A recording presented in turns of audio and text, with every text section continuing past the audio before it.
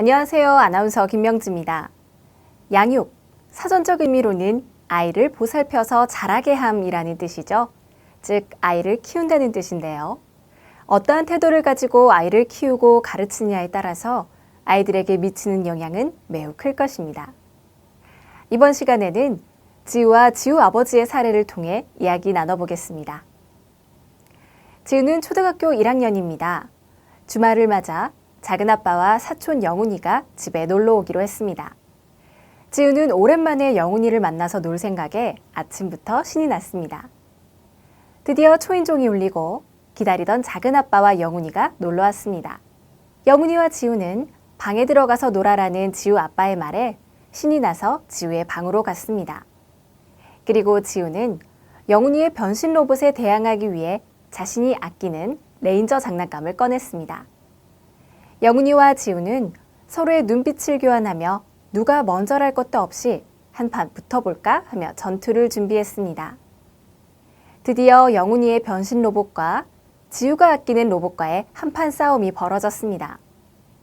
정말 오랜만에 신나게 노는 것이기에 지우와 영훈이는 흥분을 참지 못하고 발을 쿵쿵 굴렀습니다. 방 안에서 쿵쿵 소리가 들리자 거실에서 담소를 나누던 지우 아빠가 한번 소리쳤습니다. 박지우, 조용히 놀아. 그 소리를 들은 지우와 영훈이는 조용해졌습니다. 하지만 잠시 후 영훈이의 변신 로봇과 지우의 레인저의 전투는 또다시 치열해지기 시작했습니다. 영훈이와 지우가 다시 쿵쿵거리자 이때 지우 아빠가 방문을 열고 들어왔습니다. 아빠는 미간을 잔뜩 찌푸린 채 박지우, 너 지금 뭐 하는 거야? 조용히 못 놀아? 조용히 해. 알았지? 또 떠들면 혼날 줄 알아. 라고 소리를 질렀습니다. 아빠가 나간 후 지우와 영훈이는 최대한 조용히 전투를 이어나갔습니다. 서로의 기술 이름을 최대한 조용히 외치며 전투를 이어갔고 드디어 전투는 점점 막바지에 이르렀죠. 지우의 레인저가 점점 밀리는 분위기였습니다. 이때 영훈이의 최신 변신 로봇이 위력을 발휘하려는 순간 질 수 없었던 지우의 마지막 필살기 공격이 일어났습니다. 지우의 레인저가 공중에서 세 바퀴를 돌면서 변신 로봇의 약점인 가슴 부분을 세 개의 발로 내려친 것이죠. 이 공격으로 영훈이의 변신 로봇은 바닥으로 내동댕이 쳐졌고 지우는 아싸 하며 승리의 외침을 내뱉었습니다. 하지만 기쁨도 잠시, 지우는 영훈이의 변신 로봇의 가슴이 부서진 것을 보았습니다. 지우가 어떡해? 라고 말하는 순간 영훈이가 울음을 터뜨리기 시작했습니다. 영훈이의 울음소리를 듣고 거실에서 담소를 나누던 지우 아빠와 작은 아빠인 영훈이의 아빠가 함께 지우의 방으로 들어왔습니다. 잠시 지우와 영훈이 그리고 변신 로봇을 살펴본 아빠는 지우를 노려보며 이렇게 말했습니다. 이 녀석 기어이 사고를 쳤군. 아빠가 아까 분명히 경고했지. 조용히 놀라고 했지. 그랬어 안 그랬어? 영훈이 장난감까지 부서뜨리고 이 나쁜 놈. 너 빨리 영훈이한테 미안하다고 사과 안 해? 너 이 녀석 너 저거 사달라 그랬지? 아빠가 사주나 봐라. 너처럼 말 안 듣고 장난감 귀하게 사용하지 못하는 녀석은 저런 걸 가질 자격이 없어. 네 장난감도 내놔. 이거 다 갖다 버려야겠다. 너 빨리 사과 안 해? 아빠의 호통에 지우는 눈물을 글썽거리며 울기 시작했습니다. 아니 이 녀석 뭘 잘했다고 울어? 당장 울음 안 그쳐? 이 녀석 맞아야 정신을 차리겠네. 지우는 아빠에게 잡혀 안방으로 끌려가 엉덩이 세 대를 맞았습니다. 지우는 자신이 영훈이의 변신 로봇을 망가뜨린 것은 분명히 잘못임을 알지만 왠지 모를 억울함에 그날 밤 잠을 이룰 수 없었습니다. 지우는 자신이 타인의 물건을 망가뜨린 것이 분명 잘못된 행동임을 알고 있습니다. 그럼에도 지우는 아빠의 태도에 대해 억울함을 갖게 됐습니다. 아빠의 어떤 행동 때문에 그렇게 느꼈을까요? 그리고 이런 상황에서 교사 또는 부모로서 어떻게 대하는 것이 좋을까요? 지금부터 아동 심리상담 전문가 이보연 교수님 모시고 이야기 나눠보도록 하겠습니다. 교수님 안녕하세요. 네, 안녕하세요. 네, 이 지우 아버님께서는 지우가 왜 서럽게 울고 잠도 안 잤는지 이해를 잘 못하겠다고 하셨는데 지우는 왜 억울함을 느꼈던 걸까요? 우리가 아무리 심각한 범죄를 저지른 사람도 재판에서 자신을 변호해 줄 사람을 갖습니다. 심지어 폐륜을 저지른 살인자들도 그러한 기회를 갖는데 장난감 하나 망가뜨렸다고 재판 없이 처벌을 받는 건 참 부당한 일이죠. 네. 지우는 자신의 입장을 말할 단 한 번의 기회도 갖지 못했어요. 사람은 자신의 의도가 왜곡되거나 혹은 무시당하게 되면 억울함을 느끼게 되는데요. 사실은 어떤 행동을 일부러 했다라고 생각하는 거와 모르고 한 거는 정말 천지 차이입니다. 아주 어린아이들조차 자신의 행동의 의도가 왜곡되고 곡해될 때 분노감, 절망감 정말 많이 느끼게 되죠. 지우 입장에서는 큰 잘못을 한 게 아닌데 억울하다라고 느꼈을 것 같네요. 자, 그럼 지우 아버님께서는 왜 그렇게 행동하셨을까요? 사실 아빠의 행동을 보면 지우 아빠는 지우의 생각 그리고 지우의 관점, 의도 이거에는 별다른 관심이 없었던 것 같습니다. 어쩌면 지우 아빠 마음속에는 원래 애들이란 어리석고 옳지 않다 이런 생각이 있었을 수 있죠. 네. 때문에 사건에 대한 지우의 마음을 들어볼 생각 따위는 하지 않은 거죠. 아빠는 자신의 판단에 대한 확신이 너무 지나치셨던 것 같습니다. 네. 하지만 아무리 어른이라고 해서 모든 것을 다 안다라고 할 수는 없어요. 특히 직접 관찰하지 않는 사건에 대해서 어른이 일방적으로 판단하는 것은 대단히 위험한 일입니다. 그렇군요. 이 지우 아버님께서 전후 사정을 정확하게 파악하지 못한 상태로 무조건 이 지우를 다그친 게 문제가 된 것 같네요. 자, 그럼 지금부터 이보연 교수님 강의를 한번 들어볼까요? 아이에게 있어서 부모와 교사와 같은 성인은 매우 중요한 자원이 됩니다. 아이들의 기본적인 욕구를 충족시켜주는 것은 물론 정서적 유대도 나누고 또 사회화를 이루게 하는 매우 중요한 역할을 담당하지요. 따라서 아이의 삶에 의미 있는 성인들의 양육 태도는 아동기와 청소년기 내내 중요하다라고 할 수 있겠습니다. 자, 그럼 우리 성인의 양육 태도를 한번 공부해 보도록 할 텐데요. 양육은 크게 두 가지 차원으로 분류할 수 있습니다. 첫 번째는 성인의 수용 반응성, 그리고 두 번째가 성인의 요구 통제입니다. 수용 반응성을 쉽게 그냥 설명드리자면 애정이라고 할 수가 있겠는데요. 성인이 보여주는 지지와 애정의 양에 따라서 수용 반응성이 높다, 또 낮다라고 분류를 할 수 있겠죠.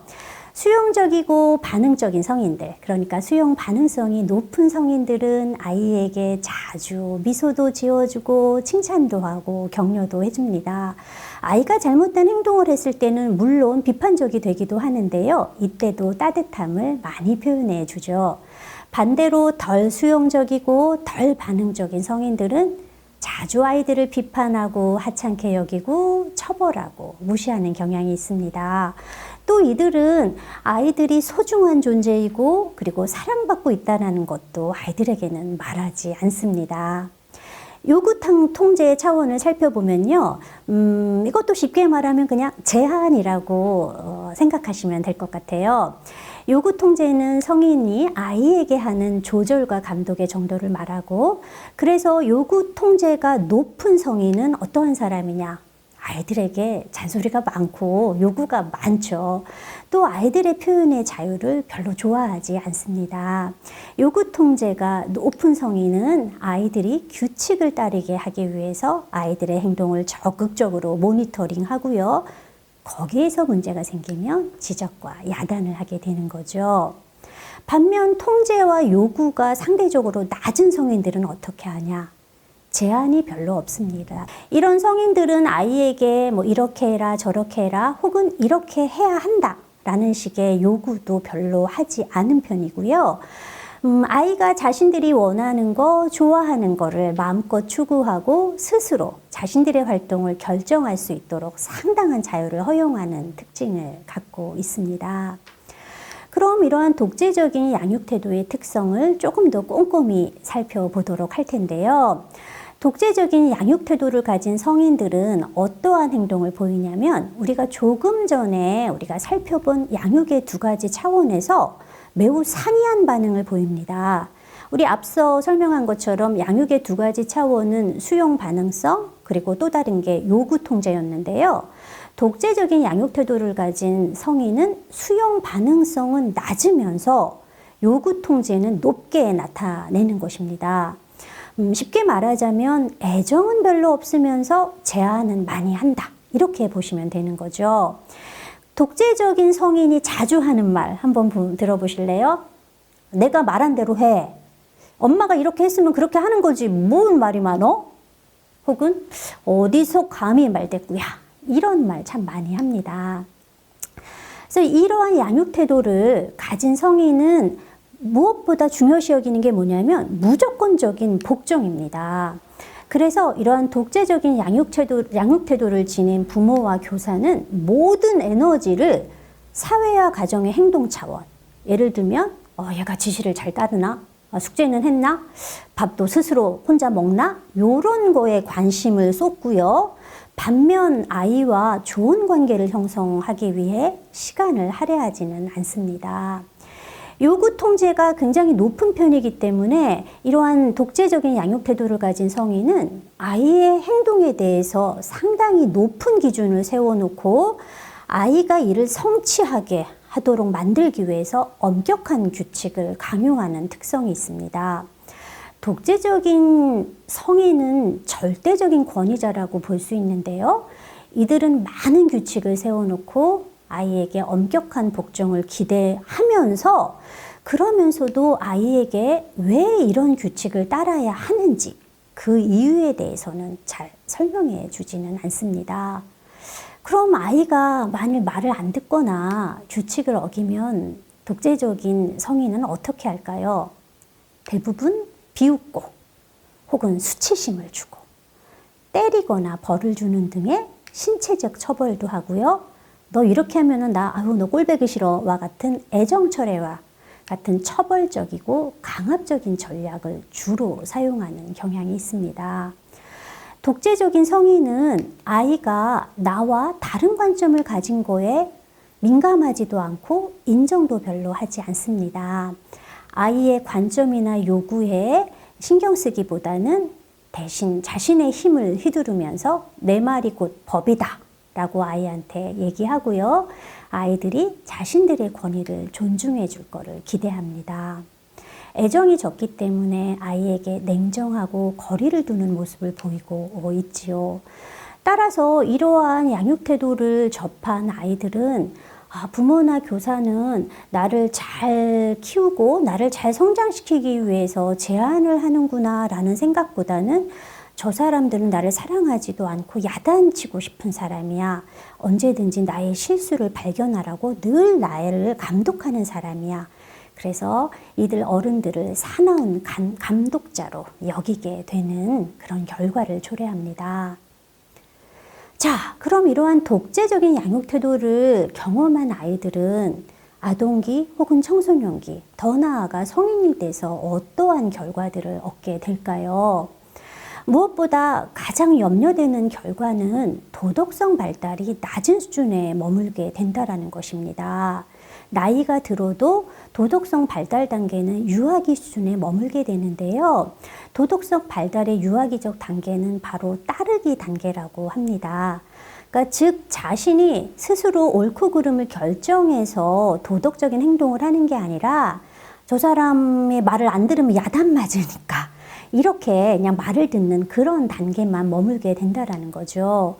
이렇게 낮은 수준의 따르기 단계에만 머물게 된다면 아이는 다른 사람에 대한 감정을 이해한다거나 공감하는 그런 능력, 그리고 다른 사람에게 관심을 갖는 그런 능력이 떨어지면 물론 그냥 두려움이나 무조건적인 복종에 의해서만 규칙을 따르게 되기 때문에 이후 도덕적 내면화를 위해서 필요한 추론 기술이나 정서적인 민감성 발달이 저해받게 되는 것입니다.